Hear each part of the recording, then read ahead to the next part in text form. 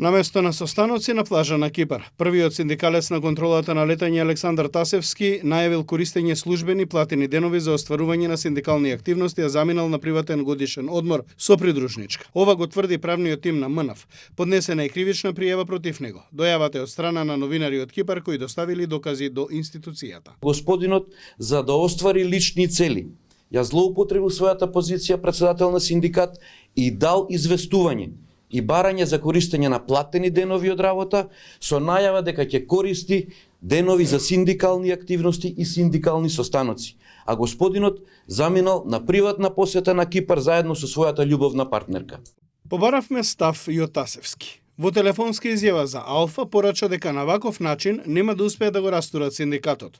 Тој тврди дека ова не е вистина. Самиот менеджмент на МНА веќе е очаен у поглед на тоа што не успева да го растури нашиот синдикат низ овие 2 години обиди што ги прават, и ова е само еден начин да пробаат нешто да валја внесат некои немири кај членовите.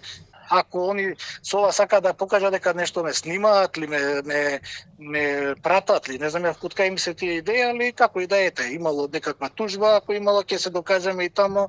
Паралелно поведена и судска постапка со која се бара судот да утврди дека синдикатот на контрола на летање како подружница на синдикатот за сообраќај и врски нема основа да покренува штрајк. Повторно од страна на Основниот граѓански суд Скопје, штрајкот кој што беше најавен од подружницата ССКЛ е забранет како незаконит.